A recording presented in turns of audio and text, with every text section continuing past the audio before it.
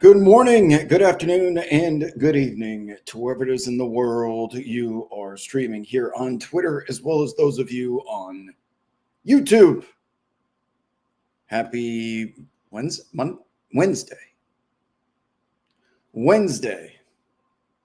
The older you get, the easier it is to lose track of time.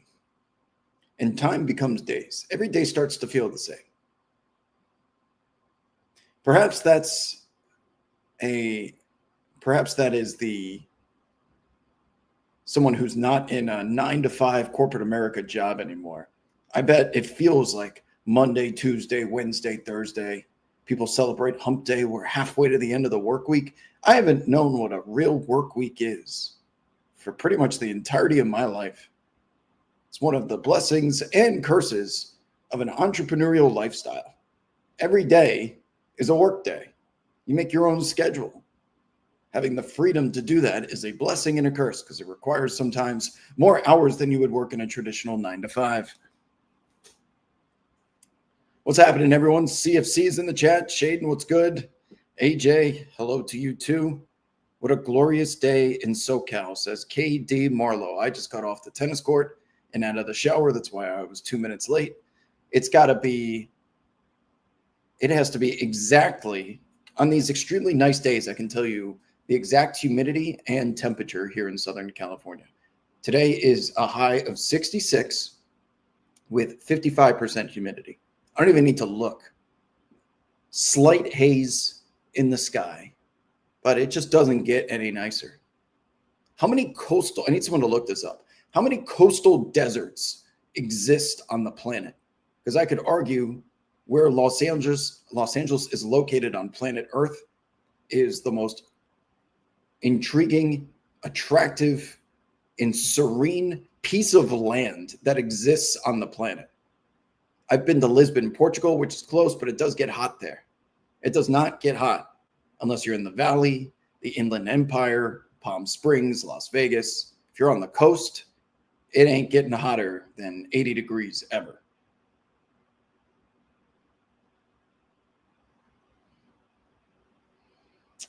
Someone looked it up. There are two primary coastal deserts in the world. The Namib Desert in Africa, Atacama Desert in South America. Well, this tiny little piece of land down here is probably not big enough to qualify. Majority of Los Angeles isn't a coastal desert, just the beach part. What's happening, people? Talk to me. What do you got tonight? Big game, Knicks Thunder. Shout out to our partners at ProfitX. I got everything listed. Thunder 4.5-point favorites. And you better believe I'm going to be making excuses if the Knicks lose this game because Mitchell Robinson is out.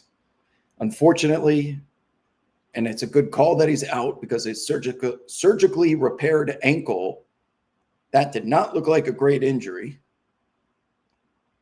yesterday against the Raptors. Right before halftime, he rolled that surgically repaired ankle. Probably should have been out the rest of the game. To his credit, he did return, but he is out on the second leg of a back-to-back. The Thunder on the second leg of a road back-to-back, but they benched all their guys in Chicago yesterday in anticipation of playing them tonight. So it's not a true road back-to-back for the Thunder either. I believe SGA is playing, yeah. Game of the night's easy. It's the Thunder and the Knicks, followed by the Hornets and the Celtics. Fun little upstart Charlotte Hornets against a team that just refuses to lose. How embarrassing for the Milwaukee Bucks the other night. They're in action tonight, the second game on ESPN, but the Bucks score, 80-something points against a Celtics team without Jaylen Brown? Ugh. What are y'all doing in Milwaukee? I cannot think of a lower ceiling. I can't even call them mediocre because that would be insulting to mediocre teams. They are going nowhere. All they have is their love for Giannis Antetokounmpo and that he gets to dress up wearing a Bucks jersey. That team is it is worse than bad because if you're bad, at least you have a chance at a good draft pick and goals of rebuilding expeditiously. Milwaukee is approaching Chicago Bulls territory of being perpetually below average. with zero chance of winning a title, zero chance of making the team better. They have a zombie contract on the books of Damian Lillard that has been stretched and waived and is going to be eating into their salary cap for the next half decade. What are they doing, man? How much longer can you possibly hold on to Giannis for? You cannot maneuver a roster in a league with a salary cap when he's making that much. Damian Lillard's contract's on the books. You went out and overpaid Miles Turner. They stand no chance. Milwaukee, you have no chance of improving. And everyone knows it. Even Giannis knows it as he continues to put on this charade of, I'm just so happy to be here in Milwaukee. Man, we know what you're doing behind the scenes. There's a reason why every single media member is reporting, because they talk to the agents and the general managers, and they've been trying to move this dude forever. But what Giannis does is he uses that as a shield for good PR, so that as long as it comes out of his mouth and says, I love Milwaukee, I want to stay here, I don't want to be traded. That's what your agents are for. That's why you pay them, so they can be the bad guys. And you can continue this image of, I'm going down with the ship, when you have been maneuvering behind the scenes now for almost a year. It is no secret. And people on NBA Twitter are so fucking gullible. They will eat it up. How much did the Spurs Sixers broadcast? Oh my God. Like, guys, those of you that were not alive, you were unfortunately not alive for the 90s and 2000s. What you got to experience yesterday is just a little gateway drug into what we got for 2 decades, us millennials, Gen Xers, and boomers. The presentation of the NBA on NBC with those old school graphics, Collins, Costas, the czar of the telestrator, Mike Fratello, with Hannah Storm, who looks so good, by the way. Hannah Storm, Isaiah Thomas, the whole crew there with NBA Showtime. They put the lower third scoreboard with the standard font, the static font. Oh my God, the basic ass font. It was beautiful. I just wish they would use the proper version of Round Ball Rock, and they would have Jim Fagan not be artificial intelligence, or at least change the opening. It sounds like, this is the NBA on NBC. It sounds like a robot is saying it. It is because it is. It used to be, the cadence of the delivery was, this is the NBA on NBC. And if you listen to it now, it's just, this is the NBA on NBC.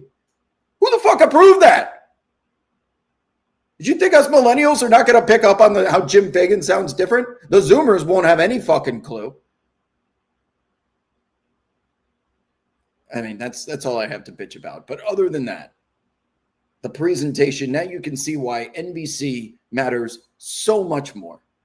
And I loved going down memory lane today with Coach Sam Mitchell. And I brought up one of the topics about the NBC game last night.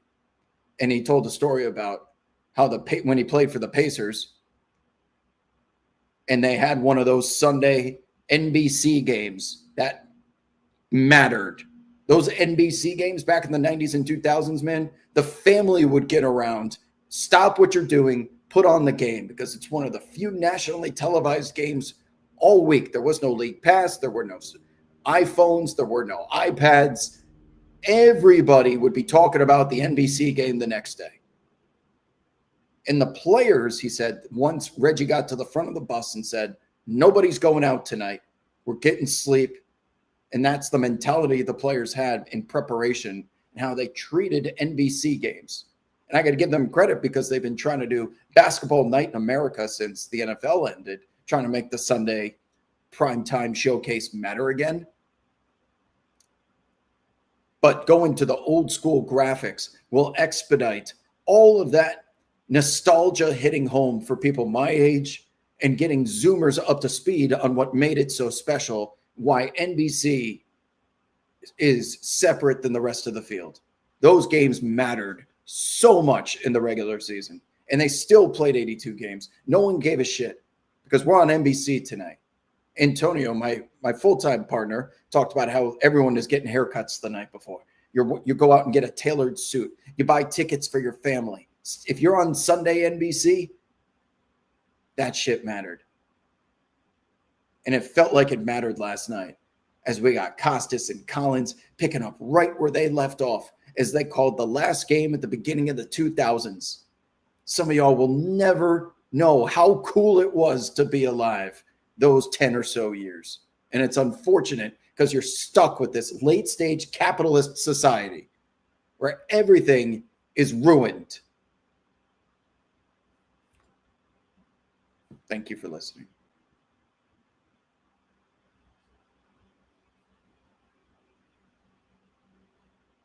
Katie Marlowe says, this might be a dumb question, but I was curious how many teams have been a single sole owner and many may have an ownership group. I would assume most have ownership groups, or at least minority owners. When I was working for the New Orleans Hornets, George Shinn, the Shinn family, was the majority owner, but Gary Schwest was the minority owner, and he actually had a lot more money than George Shinn did.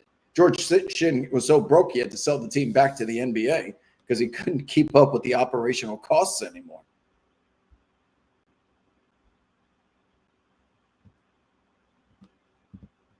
Miles Turner can be such a rough watch, the roughest watch. That dude is 7 feet tall, and he plays like he's 5'24".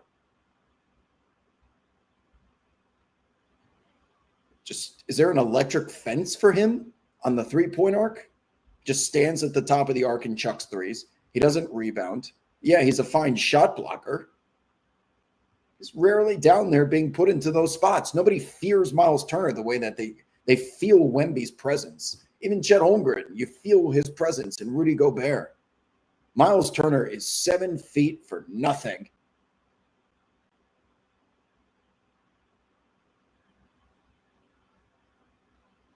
Doug Wood says, I wasn't alive to watch the NBA on NBC originally, but I watched last night, and I see why you feel this way. It was a 50-point blowout.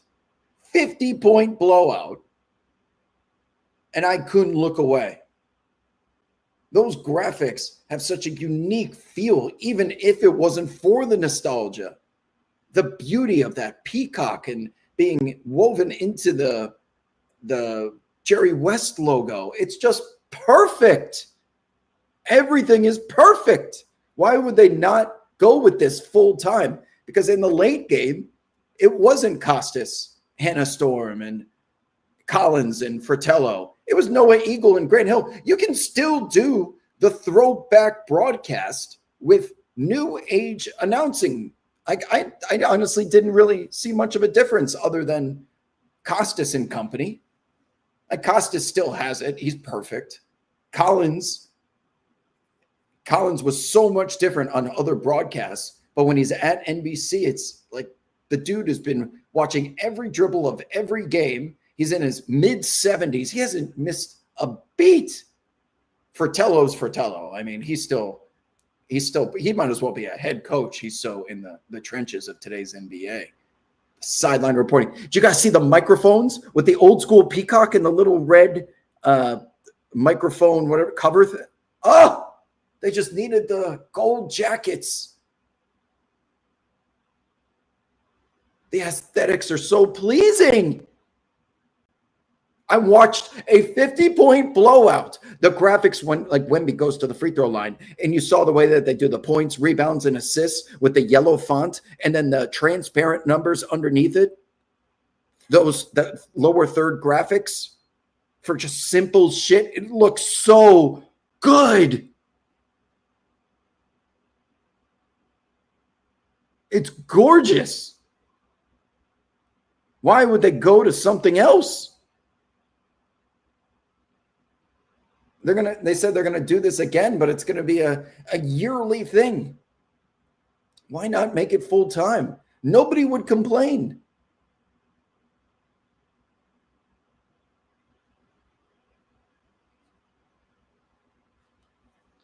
Am I going to Indian Wells at all? Oh, the guy I just played tennis with is hopping in the shower and then headed to, it's in Indio or Palm Springs. Yes, they're going to the tournament before it officially begins because they said you can actually sit and. Oh, we got the starting lineups tonight. Quick side note: Gilgeous-Alexander, Cason Wallace, Lou Dort, Holmgren. Yep, they got their whole team. OKC's starting five is back tonight. Thunder 4-point favorites at Madison Square Garden against a Knicks team that we have their official starting lineup: Brunson, Bridges, Hart, Anunoby, and Towns. Okay. Fixed bayonets. Knicks Thunder finals preview tonight at the Garden. But I'm not going to Indian Wells, but my playing partner is. Spurs. Oh, yeah, Spurs. Vassell and Champagny have been lighting it up, to say the least. I don't know why you would want to play anywhere else considering the gravity that Victor Wembanyama possesses, plays with, and creates. You are going to be open for the rest of your career if Victor Wembanyama is able to receive the ball in the middle of the floor. The teams that have been able to neutralize, negate, or nullify Victor Wembanyama's advantages have been the Timberwolves, the Thunder, even despite the victories, but I'll explain why. Timberwolves, Thunder, and the Knicks, because they have deployed a defensive strategy where they are not putting their biggest guys, their centers, on Victor Wembanyama anymore, because Wemby has destroyed Chet Holmgren to the point that we need to pivot our business strategy completely. They send Alex Caruso out to, in J-Dub if he's playing, they send them to three-quarters front Victor Wembanyama or Nikola Jokic. The reason for doing this is if you want to entry pass to this player, you can, but it's going to have to be over the top in the corner so that they start initiating offense from over there, not the middle of the floor. If you have the ball in the middle of the floor and Victor Wembanyama is able to receive it, turn and face from the nail on the free throw line or the free throw line extended, he has the full smorgasbord of optionality at his disposal. Put the ball above his head, turn, face, and you can do anything you want. This is why you've heard Mike Brown say, we're changing the entire Knicks defense to prioritize dribble penetration to be along the sideline. Do you guys know why? Not just for the reasons I described, but the baseline can act as a defender that runs parallel with the opposing player. It all makes sense. It's nothing new, unique, or shocking, but it is easier said than done because Cade Cunningham gets to the middle of the floor against the Knicks, puts Karl-Anthony Towns into drop coverage, and then takes advantage because he loves stepping into those wide open mid-range, like off the dribble, off a pick and roll. The Knicks are going to concede that. That's what happens in drop coverage, and Cade will take it every time.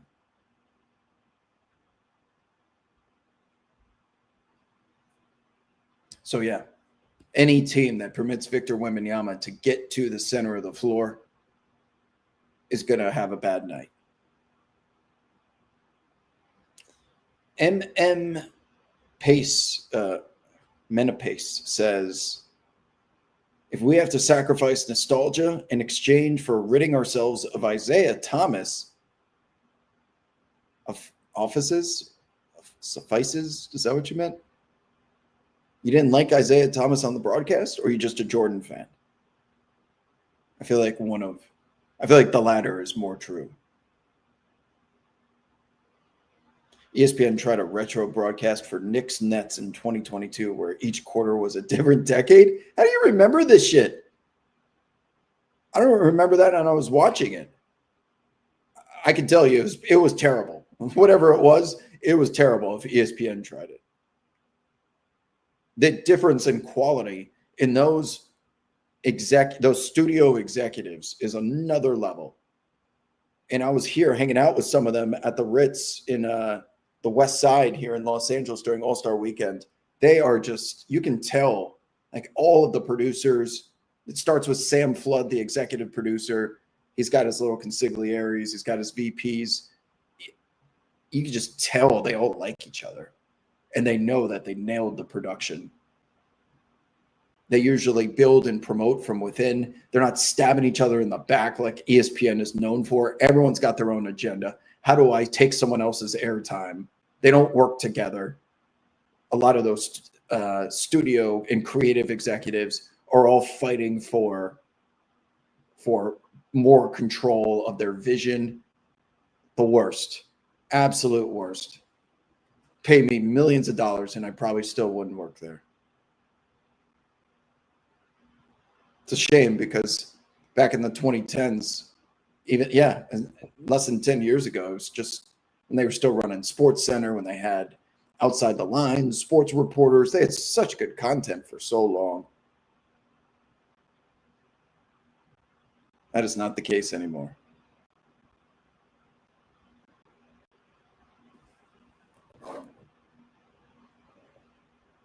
Why am I all glitchy now?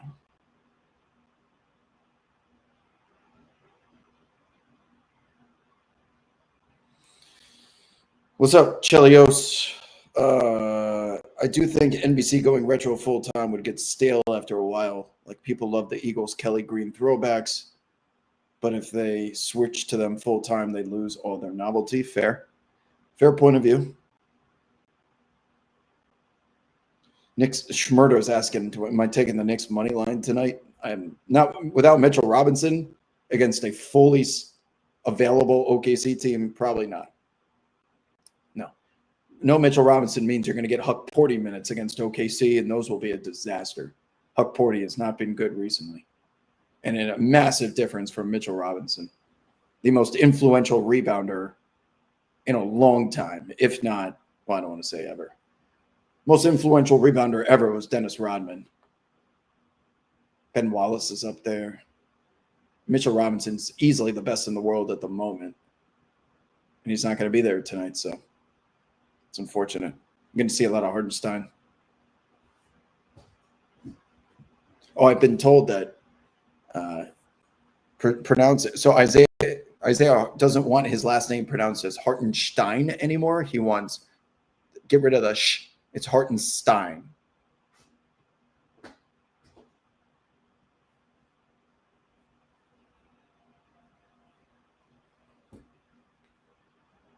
Do I think that Luke Cornett was right to protest the Magic City? WK Fox is asking that. He can do whatever he wants, and he was able to articulate his points.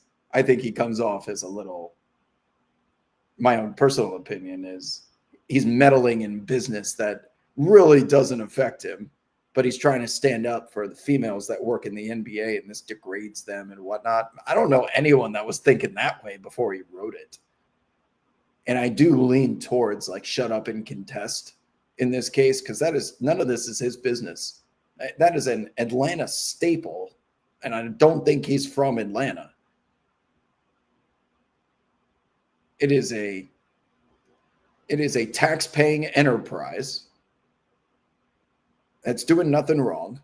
I just wonder if they're going to pay for their promotion with the Atlanta Hawks in single-dollar bills. Because those night ballerinas make a lot of them when they're delivering those chicken wings. What are the promotions during the game going to look like? They've done a Tinder night before. The Hawks have done a Tinder night where they changed or they made available a location of Phillips Arena that if you selected it, you can see other people at the Hawks game. You can match with them. And then if you presented the two of you matched inside the arena, you could go up to the suite where they had reserved people to start like their first date, and we met at a Hawks game. The Hawks are not above this. I just wonder if they're going to be putting a stripper pole at half court for Harry the Hawk to go out there and help promote Magic City.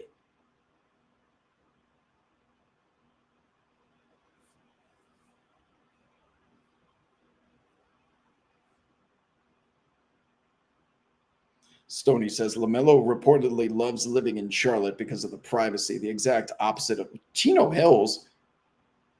Chino Hills is not known for being a high population density area. Los Angeles is different. Chino Hills is way out there.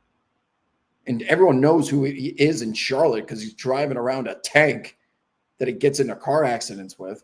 And then when he's not driving the tank, he drives the most eye-popping standout Lamborghini in the entire city. Something tells me he's looking for more attention, not less. Dancers don't get enough love in the first place, says Lomax. Well, they get plenty. It's just in the form of single dollar bills. And then earlier today on the show, Coach was like, "Hey, you remember how Delta used to pin a little airplane on younger passengers when they came aboard? Is Magic City going to do?" And my answer was, "I don't know, something that involves antibiotics. Give them a little bag with a couple of pills of penicillin to go to Magic City." How many kids are going to be in attendance for this game and see the promotion for Magic City pop up on the board? And I couldn't believe it because Coach lives in Atlanta. Sam Mitchell lives in Atlanta. And I thought today he was going to stand up for it. And he's like, "Nope, I'm also against it. You can put me in the Cornette category and Al Horford category." I'm like, no way. No way. His answer was around like being a man of faith or something. He just doesn't see it as falling into the same values as what he stands for, which I respect. But man, come on. This has gotten out of control. I really want one of those sweatshirts, though. And I hope they come in kid sizes. It'd be so funny seeing a kid walk around with a Magic City sweatshirt. Did anyone get married at Hawks Tinder night? Asks Steve. We need someone to write a retrospective piece from it. Did anyone actually have success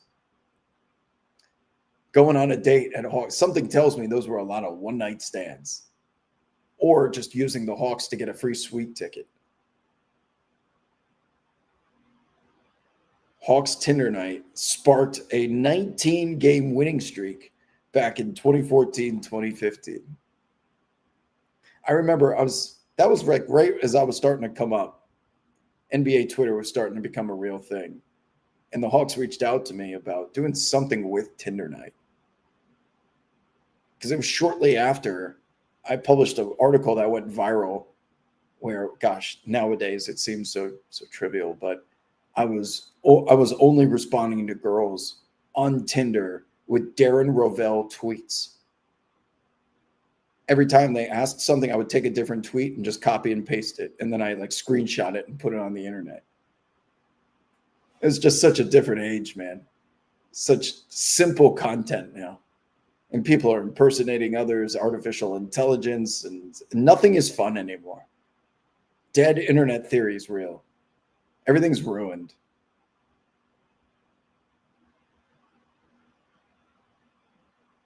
I don't think I have anything on my card tonight, Shaden, unfortunately.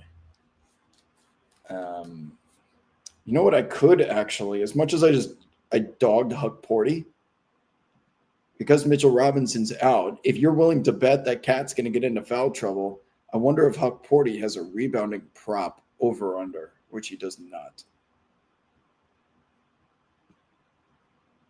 Josh Hart rebounds 7.5. That over 7.5 feels like a good bet.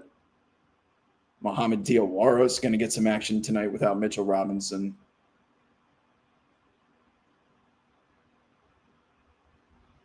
Yeah, okay. If you're looking for action, I would sign off on Josh Hart over 7.5 rebounds.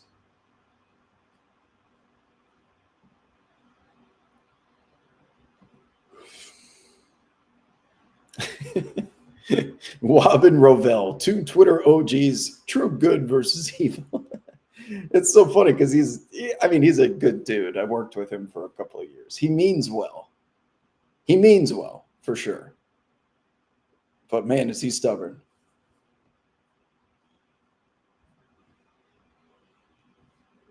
I think I did a show with him once on Buckets where I was counting how many times, because the NBA draft was coming up, how many times I said the word giraffe instead of draft. So NBA draft, before he started to pick up on it. I think I got to 11. So like this week at the giraffe, and he was like, "Are you saying draft or giraffe?" I was like, "Oh, it's over." And we had a little ticker. Just messing with him because it's so easy. Yeah, I made him put a tinfoil hat on too. Just different days, man. We were talking about NBA conspiracy theories before people actually believe them. It was always fun to joke around with and do a segment. Bill Simmons used to do that too. Problem is, people are so stupid nowadays, they actually think that's a fact. They'll go down the rabbit hole and believe it. Bring back the days I changed my Adam Silver profile picture. I can't. The Twitter has, if you're a verified account and you change your profile picture or your name, everything gets frozen and they have to approve it, and it takes several days. So they killed the ability to do that. I haven't done that in a while.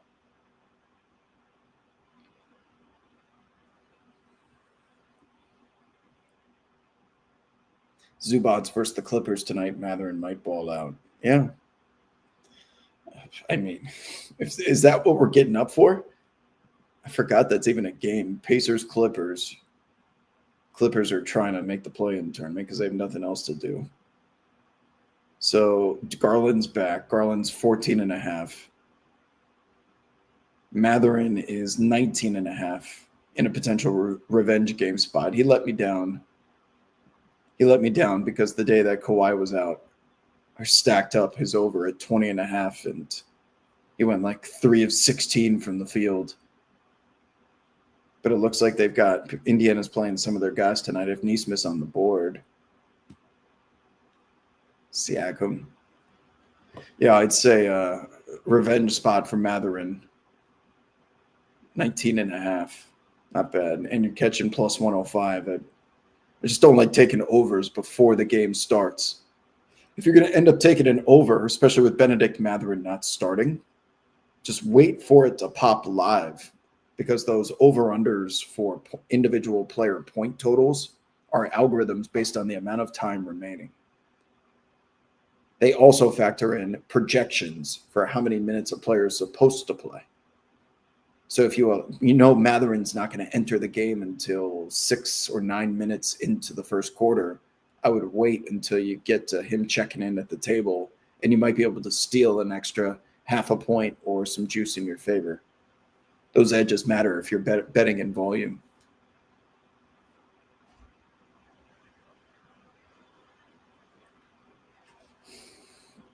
What else you guys got?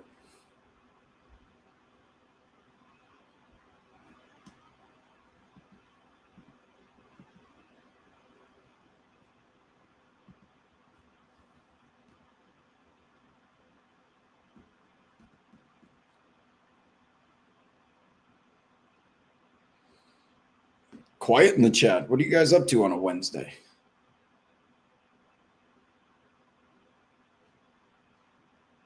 Or are you just observing, lurking in the chat instead of typing?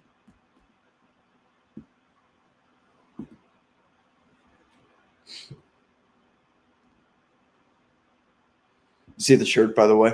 What a throwback. Super team. Joakim Noah, Derrick Rose, Carmelo Anthony, and Bob Barker. Kristaps Porzingis. Look at this Porzingis. Carmelo looks good. Derrick Rose looks good. Joakim looks good. But Bob Barker, Roger Sterling, that's Roger Sterling is who that is. Super team.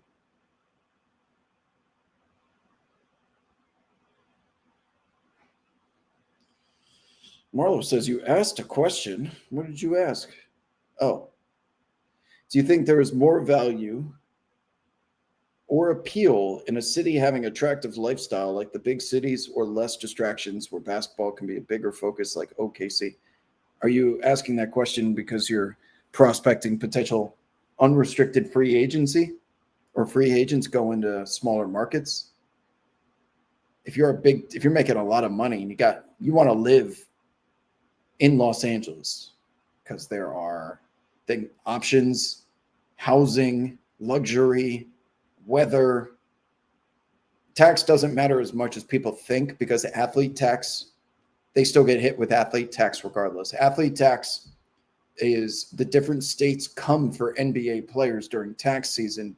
that if you play a game, let's say you're in a tax-free state like Florida, you play for the Orlando Magic. When Paolo Banchero plays a game against the Lakers at Crypto.com Arena, California charges athlete tax on Paolo, which means that one game is now you have to pay tax because you are working in the state of California, which sucks because no income tax in the state of Florida. You would just prefer that to be a flat rate for all of your work abroad and elsewhere. That's not the way that it works. While 41 of those regular season home games are in a tax-free state, which is great, you still are going to get hit on that little itemized number. But yeah, like even Antonio was just here for 3 days because the Pelicans were playing the Clippers and the Lakers, and he's staying in Beverly Hills, right at the bottom of Rodeo Drive. He's like, "Boy, is it nice here." I'm like, "Yeah, no shit, it's nice here. Why do you think we're all willing to pay such high tax?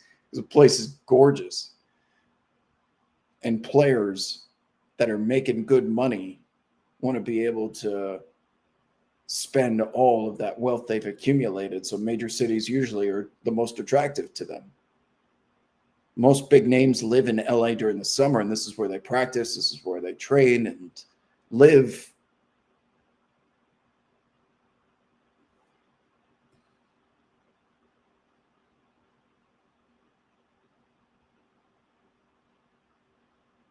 They had Tarek Scoble out there for 50 pitches. That's a lot in the World Baseball Classic.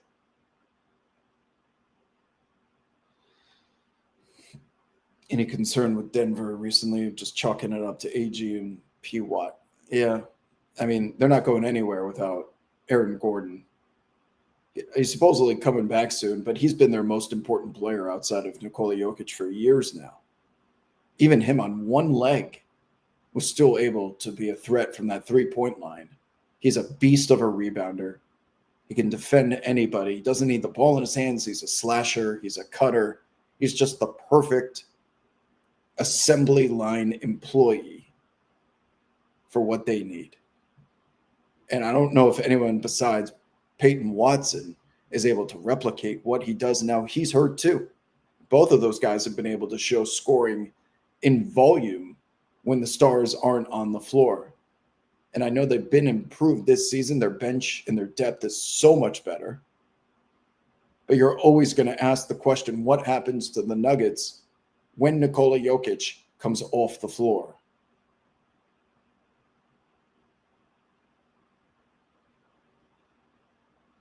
These plans aren't going to draft themselves. What do you mean? Vegan Barbie says, Wob, you put the Nuggets logo for the Clippers in my League Pass menu? I did? Oh. Just chalk it up to old age. I've done thousands of those League Pass menus. I occasionally make an error. Okay, forgive me, Vegan Barbie. Sorry.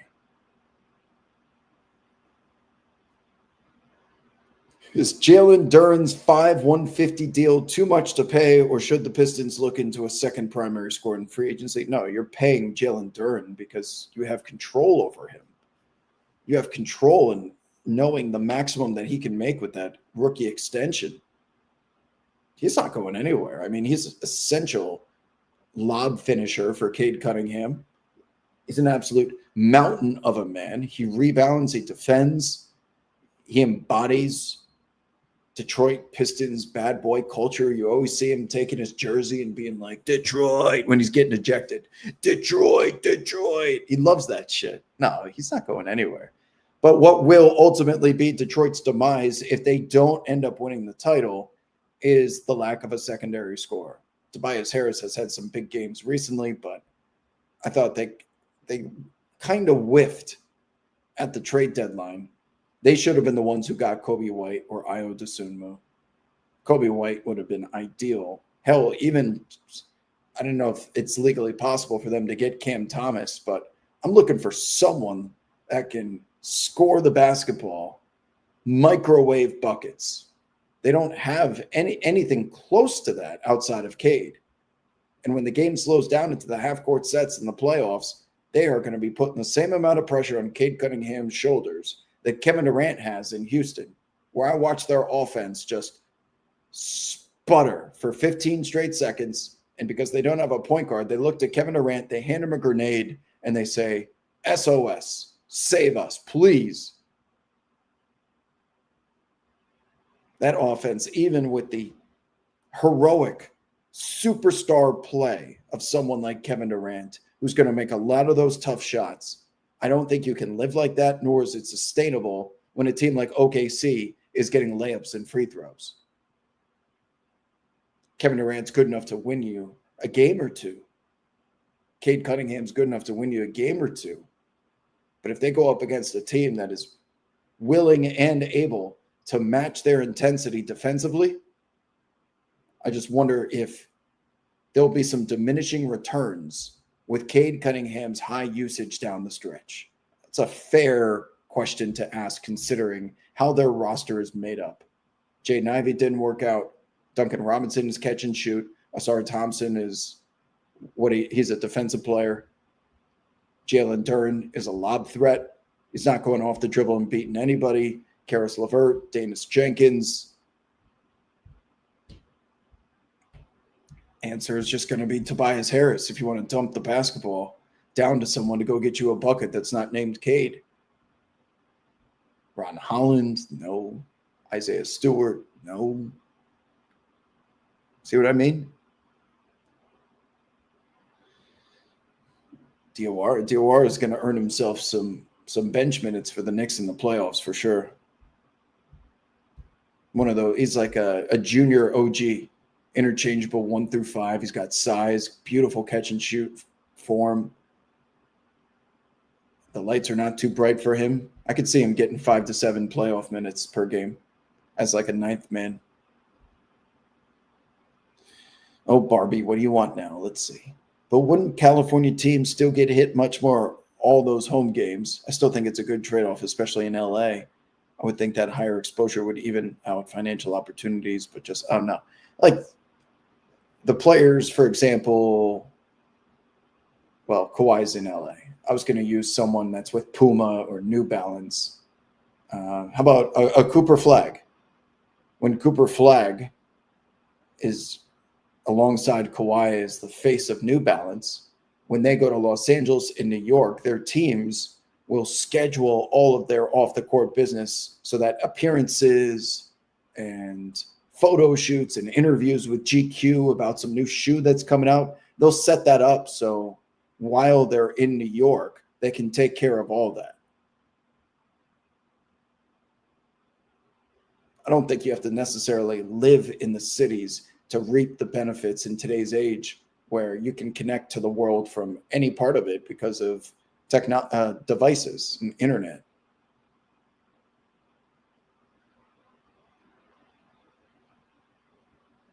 You are right. The Clippers are playing tonight, but I put the wrong logo. I probably had a brain fart. I got caught. Sometimes I get caught in a YouTube short rabbit hole or I just have to watch that 45-second clip of Paulie Gutierrez in The Sopranos. Like, I remember that scene. I just got to watch it. And then I'll come back and do whatever I'm doing.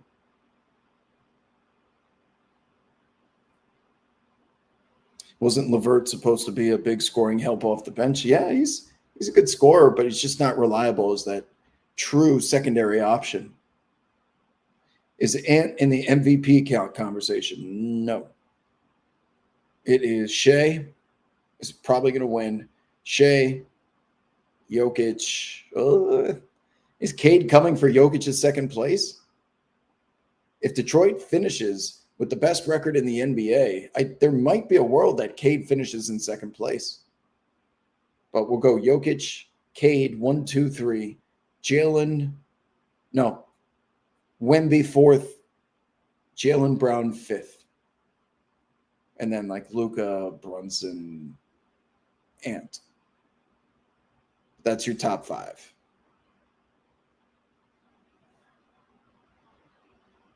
What's up, Coach Mike? Oh, gosh. I really got to change the time of this show because when you get to be my age and old, you take and I'm not the only one who does this. So as soon as the first quarter starts of the early NBA games, I have a 10-minute blackout, and I'm approaching the blackout.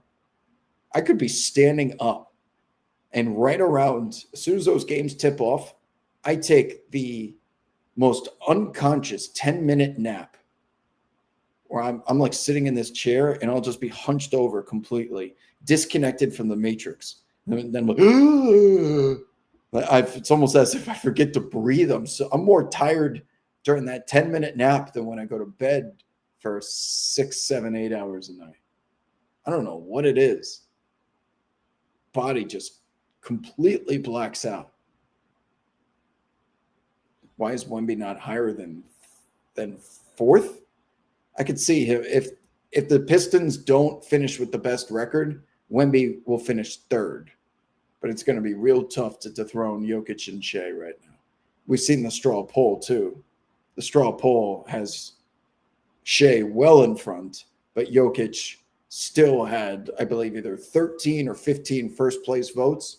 That's enough to get you second by itself.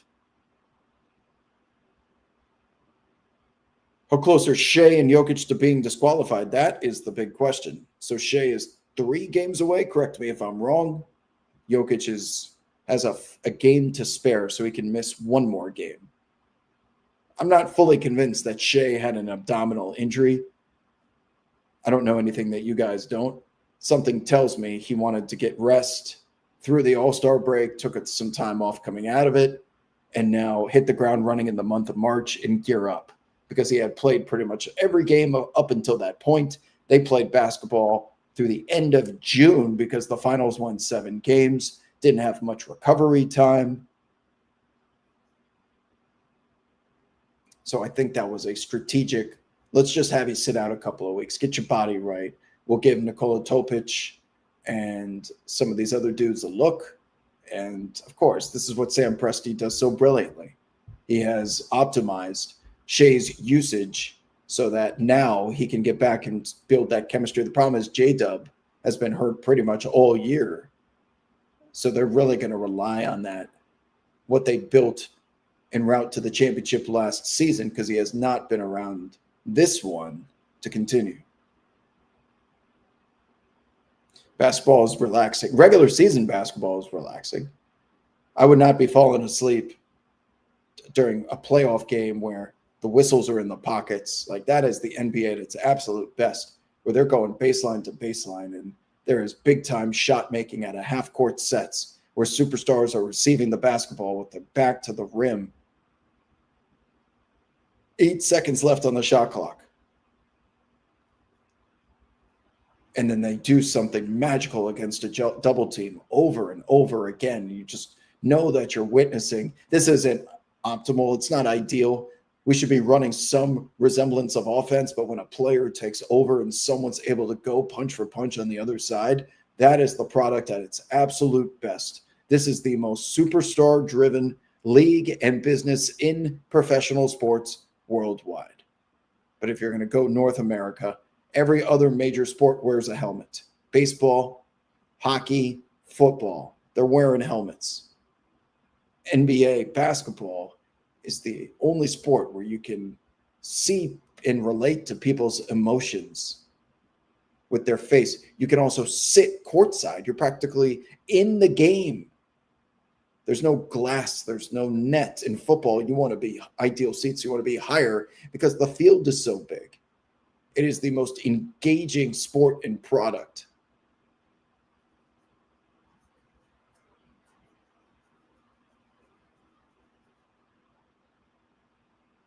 Yeah, 1-3 is close, but they're not. We're in March, and they're going to play through pretty much all of those unless they have a major injury. Because they missed so much time previously, they don't need to load manage anymore. And they want to be out there regularly, building up their wins for the playoffs. You don't want to be going into the playoffs like the Clippers did that one year, where Kawhi and Paul George were alternating who plays that night, and then we'll just figure it out in the last couple of weeks of the season. That was such a backfire, man. That was overload managing, and then they never built chemistry together. Then someone got hurt, and they ended up losing. That was the year they lost to the Suns, I think.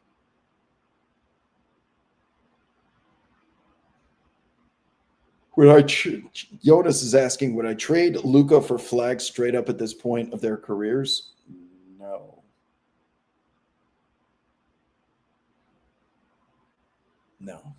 As annoying as Luka is to watch, I mean, he's still the best player on the floor a lot of times. I mean, he hit some shots he hits last night. He's so big. He's like 6'8". He plays big too. He doesn't jump high, but he plays big. He brought DeJounte Murray down into the post last night. Those of you watching the game in the fourth quarter, and it looked like he was backing down an Oompa Loompa. He is so incredibly talented at that size. It's just annoying. And I'm glad Antonio went viral for what he said during the broadcast and how exhausting it is to watch him, because they always zoom in after a whistle is blown and he's just over there bitching and dressing down an official after every play. I'm not exaggerating. Every play. He's got something that he's got to get off his chest, and it's so annoying.